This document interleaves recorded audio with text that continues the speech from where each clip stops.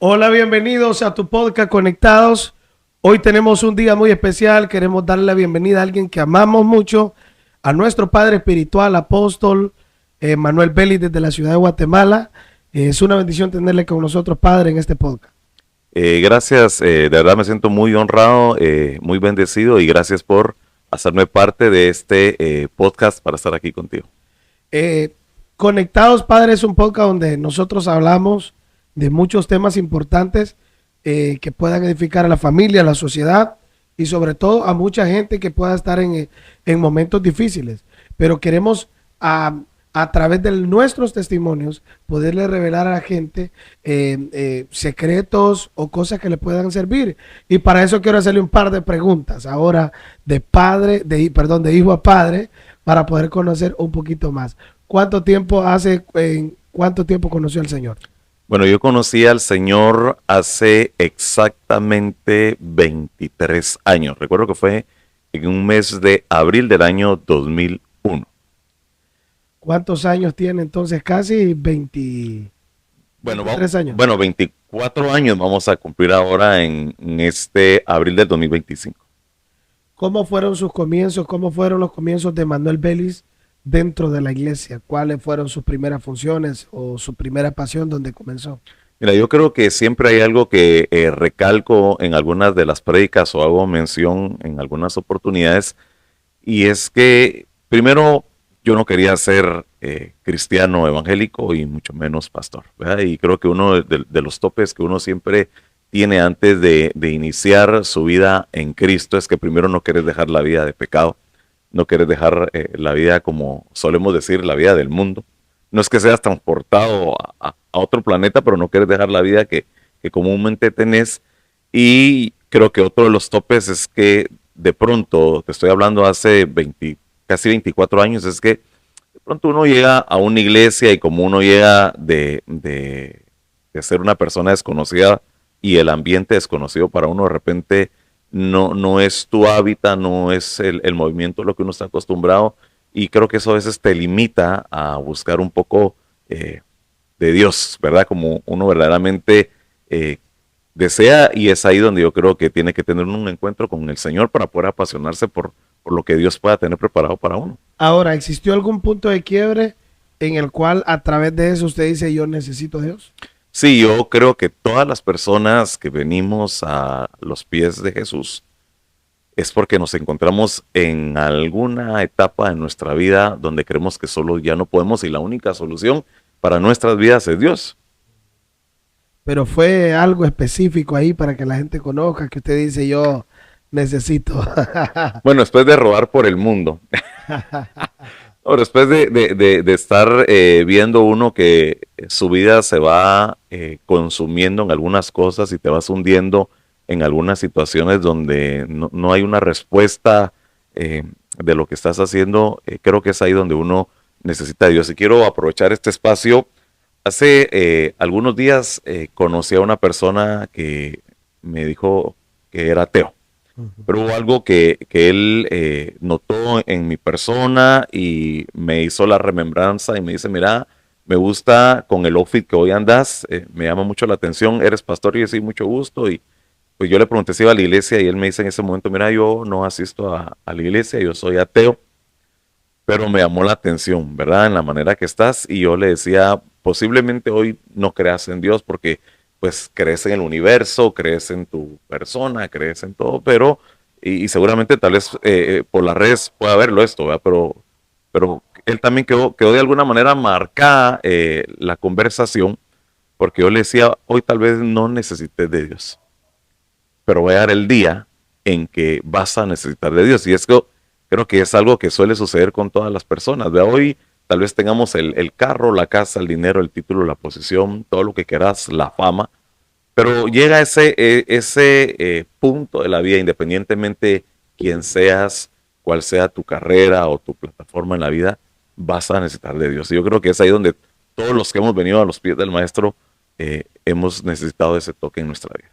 Qué importante saber, ya que usted tocó un punto, padre, que realmente existirán las personas que no creen en Dios o simplemente son personas que han sido dañadas en alguna etapa de su vida para decir dejar de creer en Dios porque vemos gente enferma, porque vemos niños en la calle, porque la gente tiene ese concepto. Si tienen un Dios bueno, ¿por qué suceden cosas malas? Y eso es importante que la gente lo sepa. Mira, yo creo que hay dos cosas bien importantes, ¿verdad?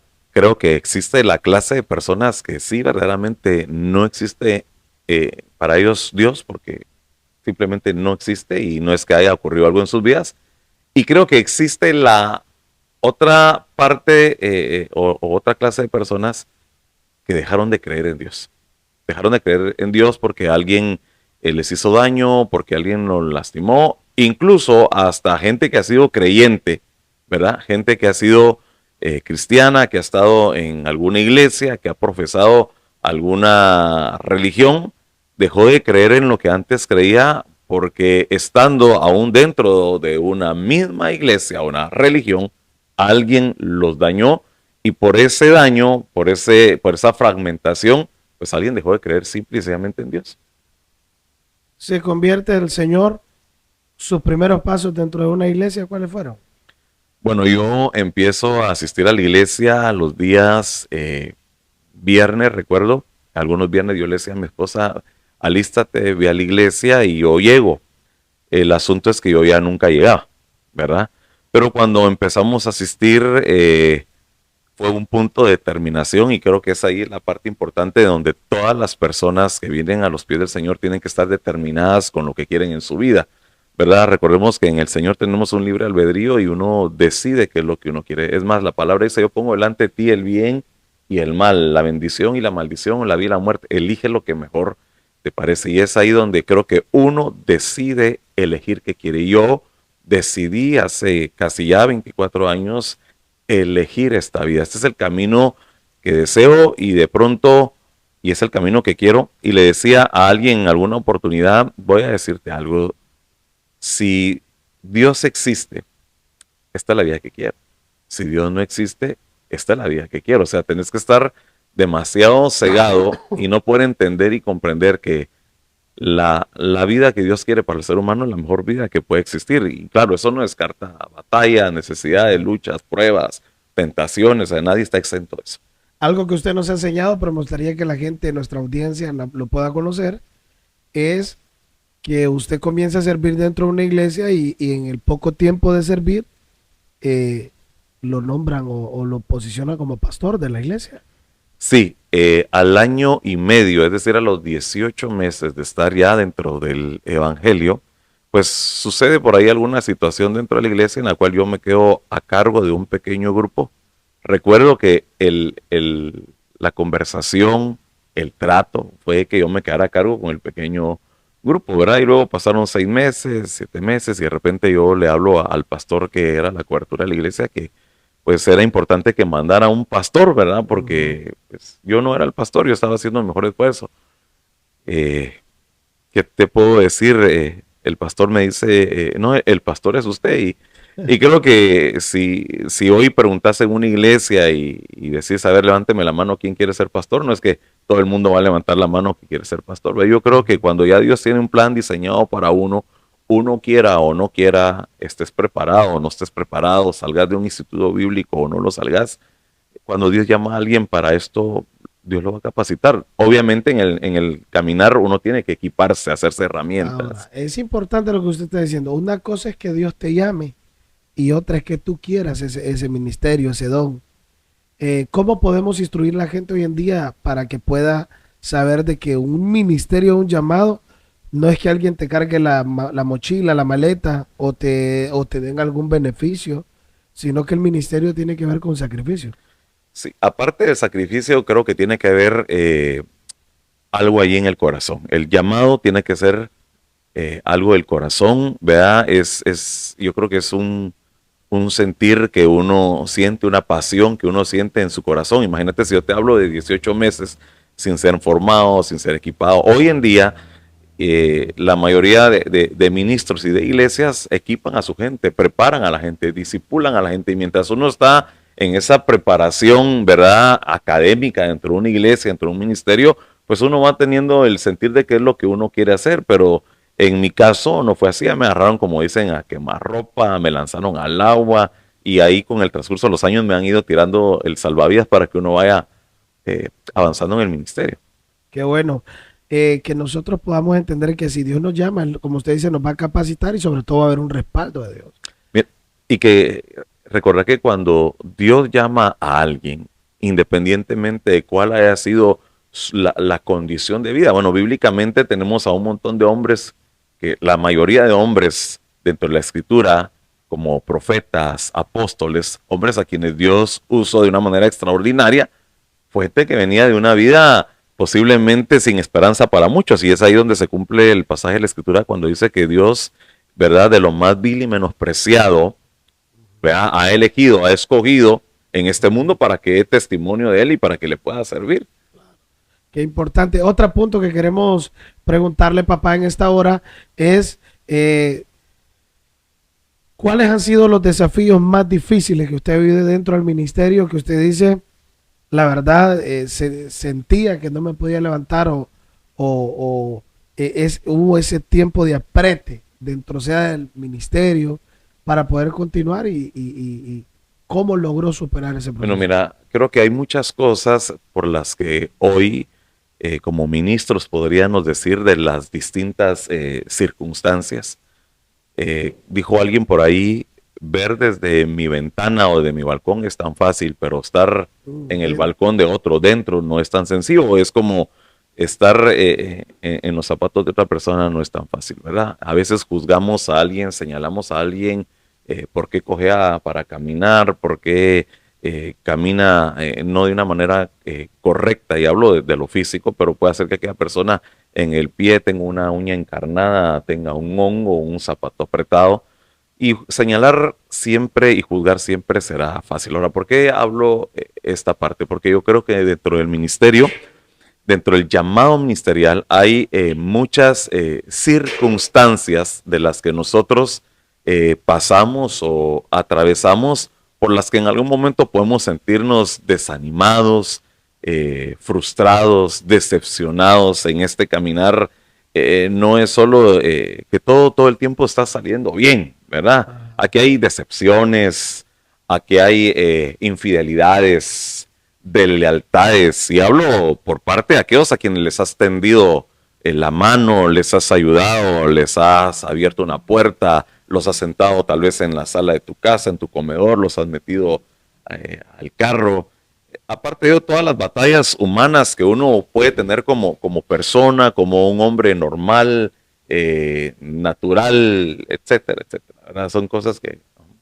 Padre, algo que está pasando que es lo que veo en estos últimos tiempos. Igual yo vengo de un comienzo, de un tipo de evangelio muy diferente al que hoy la gente practica. Eso no quiere decir que nosotros no podamos seguir la misma línea de antes, pero en qué ha caído la iglesia de la actualidad, que vemos una iglesia tan frágil, una iglesia tan menos sometida y más demandante, una iglesia donde hoy todo el mundo no agarra la palabra de un predicador para edificarse, sino para estar queriendo tirar indirectas, queriendo dañar el cuerpo de Cristo, cuando ¿a dónde radica el tema de la iglesia de hoy? De que no podemos saber de que vamos a una congregación a buscar a un Dios que nos cambie. Y nos hemos enfocado en algo que usted dijo tan importante, en la paja del hermano, y no vemos la viga que tiene nuestro ojo. Mira, yo creo que en este tiempo la iglesia está teniendo una transformación increíble o inimaginable. Cuando nosotros leemos la escritura, la Biblia dice que es importante que volvamos a las sendas antiguas. Y cuando hablamos de las sendas antiguas, no estamos hablando de la religión o de la tradición. Estamos hablando de esas cosas buenas y positivas de la escritura que nos hacen mejores personas. Y cuando hablamos de la transformación o de la transfiguración de la iglesia, ¿por qué la iglesia en este tiempo se ha vuelto tan frágil, tan susceptible? Y cuando hablamos de la iglesia no estamos hablando de las cuatro paredes como tal, estamos hablando de las personas que asistimos a una iglesia, porque es lo que la palabra nos enseña. Dice que el templo, el Espíritu Santo, la iglesia, somos nosotros. Esa fragilidad, bueno, viene por el sistema en el que hoy vivimos, se hace a la gente más vulnerable, más susceptible.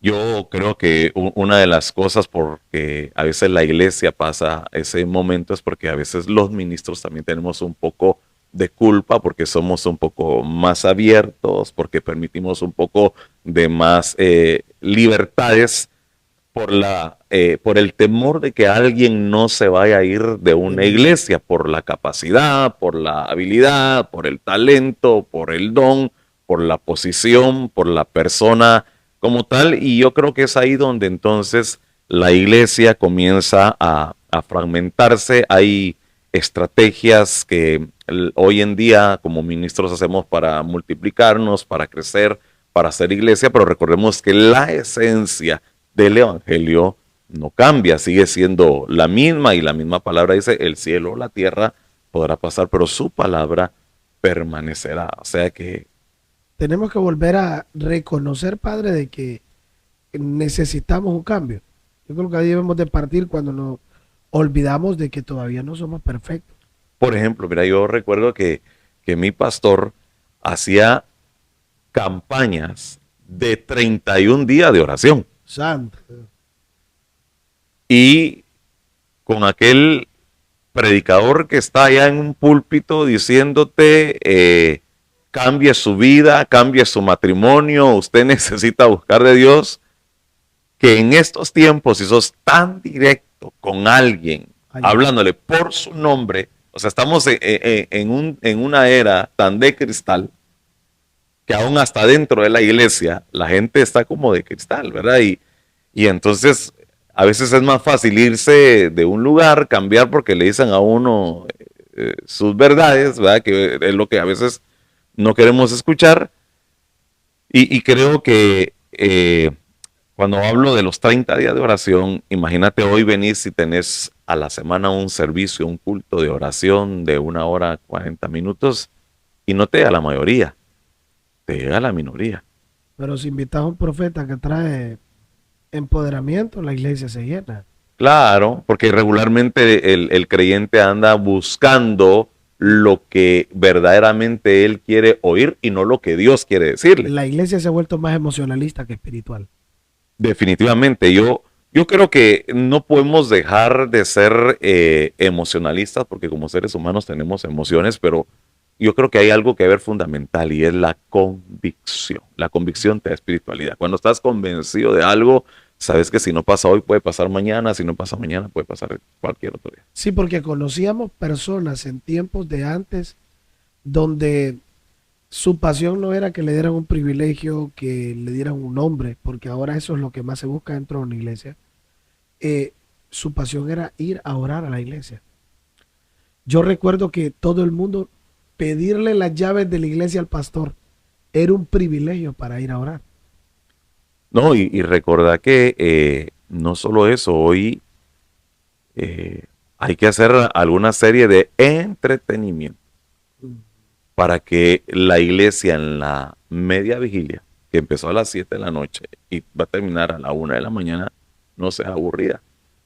Entonces nos inventamos un montón de cosas que yo no digo que esté mal, o sea, está bien, pero yo recuerdo aquellas vigilias que empezaban a las 7 de la noche y terminaban a las 5 de la mañana, 6 de la mañana, donde uno se iba a buscar la intimidad, el secreto de Dios. Y es que como hoy tenemos una vida con tanta comodidad, con tanto entretenimiento, y omitimos que la iglesia es un campamento de entrenamiento. Oh, eso es importante saberlo. Que la iglesia es un campo de entrenamiento, no de entretenimiento. Yo le digo a la gente, si usted busca un lugar de entretenimiento, pues váyase a un mall, váyase a un cine, váyase a una plaza, y ahí lo van a entretener bien. Pero aquí usted no viene a entretenerse, aquí viene a entrenarse para que cuando usted salga y tenga que verdaderamente enfrentarse a una batalla, a una guerra, usted sepa cómo actuar. Y hablo de una guerra espiritual, pues de una Y batalla espiritual. ese punto es muy bueno porque la gente tiene que saber que cuando viene al campo de entrenamiento, padre, viene a ser equipado para el día malo. ¿Por qué no escuchamos ya una iglesia o no vemos una iglesia que tenga la perspectiva de recibir esa palabra. Estoy siendo preparado para el día malo. Para eso. Mira, hay una iglesia que perdió la receptividad, ¿verdad? Perdió el concepto de lo que es iglesia, ¿verdad? La iglesia venimos para equiparnos, para ser formados. Por eso, cuando nosotros vemos hablando a Jesús en Mateo capítulo 28, hablando de la gran comisión, habla de tomar a la gente y de enseñarla a guardar ciertas cosas para hacer de ellos o de ellas discípulos. Y cuando hablamos de discípulos, estamos hablando de formación de carácter. El problema de hoy en día es que tenemos una cantidad de gente, pero no toda la gente se deja formar. Qué importante fuera que la iglesia de hoy pudiera saber que necesitamos volver a esas sendas antiguas, como usted dice, pero cuando nosotros escuchamos eso pensamos que es retroceder. Si no, no es eso, sino saber de que eso nos da resultado, saber de que podamos, tenemos que resistir el día malo, dice la Biblia, cuando vengan los ataques, las circunstancias, pero hoy vemos una iglesia tan frágil que cuando viene el enemigo desbarata todo. Bueno, mira, y es que si te recordás, porque también tenés tus añitos de estar dentro del Evangelio, Sí. la iglesia, como de pronto llamamos conservadora, tradicional, religiosa, porque no tiene unas luces de colores, porque no tiene un aire acondicionado, porque no tiene una butaca, y entonces vemos aquella iglesia donde dice, ahí son de hueso colorado. Bueno, no importa si somos de hueso colorado, pero si verdaderamente hay un derramamiento del Espíritu. O sea, te estoy hablando de ese derramamiento del Espíritu Santo donde los cultos tardaban 3 horas y media. Y no dudo que en algunos lugares Y nadie se quería ir. nadie se quería ir, ¿verdad? Pero hoy tenemos todas las comodidades. Hoy en día tenemos no solo las comodidades, tenemos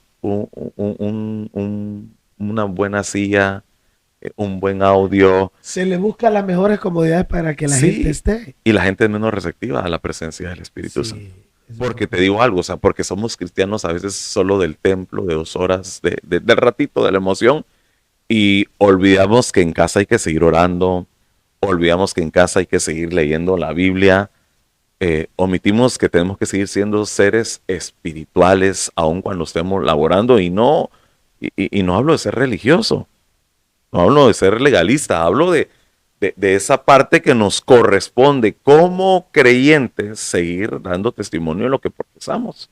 Qué importante eso. Usted que nos está viendo, escuchando, que podamos volver a ese tiempo, quizás eh, hemos sido moldeados, preparados y no nos estamos dando cuenta y lo recibimos como un ataque y no como una enseñanza. Eh, ¿Qué necesitamos hacer en estos tiempos, apóstol, para poder sumergirnos a una etapa diferente para tener más cerca a Dios? ¿Podemos predicar sin Dios, sin tener la presencia de Dios?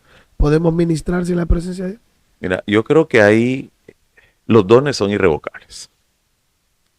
Creo que la gente puede predicar, puede ministrar, puede cantar, puede tocar, puede hacer lo que quiera. Recuerdo que en el año 2005, no hace muchito, y cuando ya menciono esa edad, siento que hace un montón de años, uno de mis maestros de teología testificaba que él se había convertido al Señor en una cantina Mm.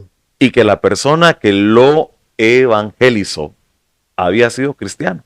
Y mientras se tomaban las copas, las cervezas, le dice, mira, muchacho, joven, guirro, cipote, como Patojo. patojo, vos estás joven para esto y a vos te conviene acercarte a Dios. Y estando en aquella mesa, de aquella cantina, Pásame otra, pues. no, ahí hizo la oración de fe. Y ese día decía nuestro maestro, el pastor de teología, que cuando Dios quiere darle un garrotazo a alguien, no importa que el garrote esté torcido, se lo va a pegar. Ahora, hablando de la pasión, del amor, de la entrega de la iglesia, recordar lo que dice Apocalipsis. Apocalipsis dice, pero tengo contra ti. O sea, estamos hablando de una iglesia de Éfeso que trabajaba, que ganaba almas, que sabía quiénes eran los falsos y quiénes sabían reconocer quiénes eran los falsos y quiénes no lo eran.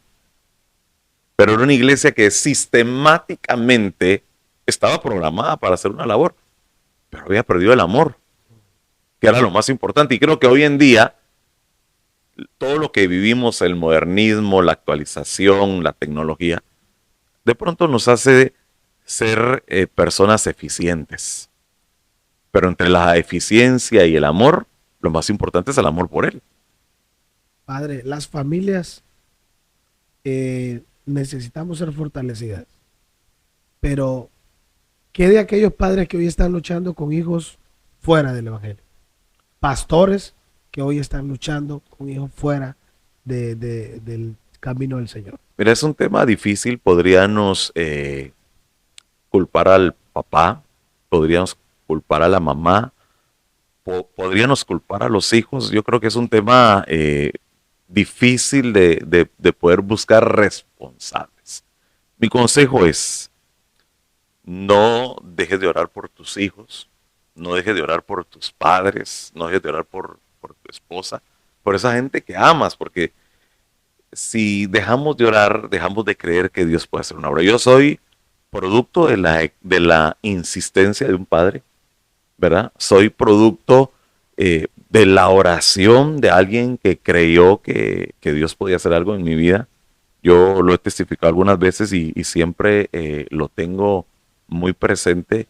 Mi papá me decía a mí, mira, vos el diablo, y no sé cuánta gente, ¿verdad? Que hoy va a ver esto, trata así a sus hijos, porque está molesta, porque está enojado, porque su hijo no quiere buscar de Dios, y hasta decirle un montón de cosas ofensivas que uno en su buena intención de que vengan, de repente dice lo que no tiene que decir.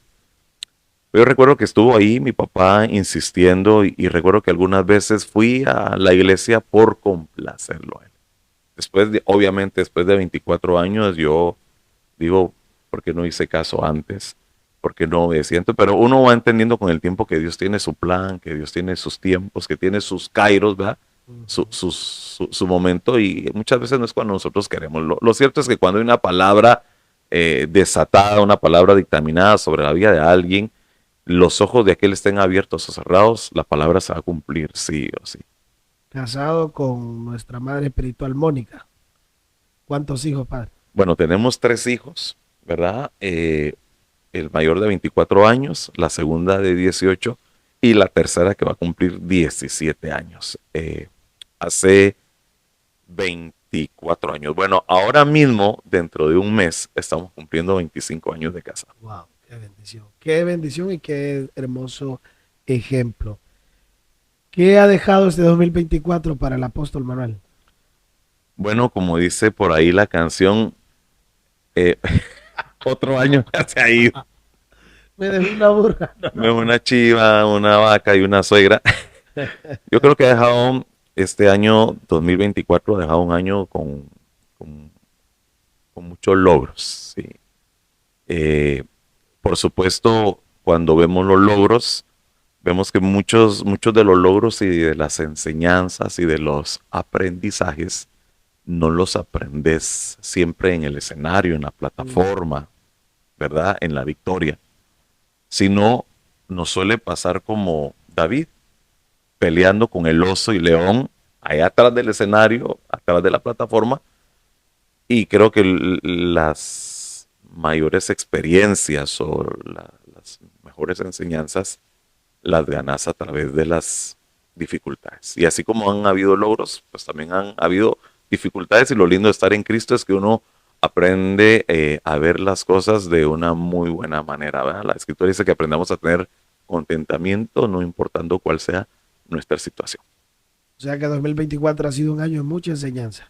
Definitivamente han habido muchos logros, se han hecho cosas que nunca estuvieron en la mente, ni en el pensamiento, ni en el corazón, pero que de alguna manera la corriente del Espíritu y el mismo Dios nos ha llevado a conocer cosas que nosotros no creíamos que íbamos a conocer. Y para este 2025. Bueno, estamos emocionados, proyectados eh, a fortalecer lo que hemos estado haciendo, ¿verdad? Porque regularmente nosotros nos tomamos y decimos, hoy vamos a implementar una nueva visión y no terminamos la del 2024. Yo creo que hay que fortalecer lo que no logramos concluir. Qué importante. Para ir finalizando, miren qué rápido se nos está yendo el tiempo. Apóstol, un consejo, un mensaje para aquellas personas que están pasando un espíritu, una etapa, ¿cómo se le podrá llamar a la depresión? Yo estoy marcando mucho en los podcasts porque he tenido mucho testimonio acerca de los podcasts anteriores que han sido marcada mucha gente en esa área. ¿Cómo poder aconsejarlos a salir de allí? Si es un tema espiritual o un tema emocional, para poder decirles a gente que sí se puede. Mira, muy buena pregunta y creo que es un tema también bastante amplio para poder tener otro podcast por ahí. No sé si aquí ocurra, ¿verdad? Pero en nuestro país suele suceder que mucha gente se quita la vida, toma una soga, ¿verdad? Se la pone en el cuello, toma un arma, se la pone en la cabeza, toma alguna sustancia para envenenarse o simple y sencillamente lanzarse de un puente. Esa es una pregunta que yo siempre me he hecho y creo que es un tema para poder, o una pequeña enseñanza o un mensaje para poder dejarle a alguien y decirle que hay que pensar no solo en el alivio terrenal, hay que pensar en la consecuencia eterna. Wow. ¿Sí? Una persona en depresión, lo más fácil es dejar de luchar, dejar de seguir viviendo, quitarse la vida, pensando en la solución de su problema por lo que está pasando, sea una deuda, sea matrimonial, sea laboral, sea empresarial, sea lo que sea, y omite que deja una esposa, omite que deja a unos hijos huérfanos, que deja a unos padres dolidos. Él solucionó un problema. Esa persona, por su depresión, decidió quitarse la vida, cegarse la vida, y solucionó un problema, entre comillas, terrenal, pero no solucionó un problema eterno. Porque recordemos que para el suicidio no hay perdón. Sí. ¿Verdad? Y entonces, Se alivió aquí en la tierra, pero va a pagar la... claro, y al final todo problema aquí en esta vida tiene solución. A veces solo es de detenerse un poco. Sí, a veces detenerse, de pensar, de respirar, de buscar la ayuda correcta, ¿verdad? De la gente correcta que te pueda ayudar en la parte correcta y sobre todo la ayuda de Dios, y puede hacer que dentro de esa depresión que alguien pueda estar viviendo, ha dejado de buscar de Dios, ha dejado de tener intimidad con Dios, ha dejado de alimentarse de la palabra, ha dejado de tener fe. Y entiendo que cuando alguien pues se ha apartado de Dios y no cree en Dios, los problemas son mucho más fuertes, difíciles de resolver. Ese es otro fenómeno que estamos viviendo en estos tiempos, que la gente cuando tiene un problema grave o grande, en vez de acercarse a Dios, se aleja. No sé si solo yo lo veo, pero a mí me enseñaron que cuando yo tenga problemas o circunstancias, debo de buscar más a Dios. Claro, estar ahí todo el tiempo, pero regresamos a lo que hablábamos hace un momentito, la fragilidad de la iglesia. Esto es como cuando vas al gimnasio, ¿verdad? Vas al gimnasio porque quieres tener una bonita figura, quieres ver tu cuerpo de una manera distinta, y resulta que conforme vas y estás aprendiendo, debe de ser importante una alimentación, tu tiempo de descanso, trabajar con una muy buena técnica, porque no es que fuiste una semana al gimnasio Y la otra. y salí siendo un fisiculturista, no. Ahora, ¿por qué pongo ese ejemplo? Porque mucha gente viene hacia la iglesia, mucha gente viene así a los pies de Cristo, y piensa que con una semana de ir a la iglesia, con 2 semanas, con 3 semanas, con 4 semanas, con un año, la vida le va a cambiar de la noche a la mañana. Y no dudo que eso pueda ocurrir porque existen los milagros. Los milagros siguen existiendo.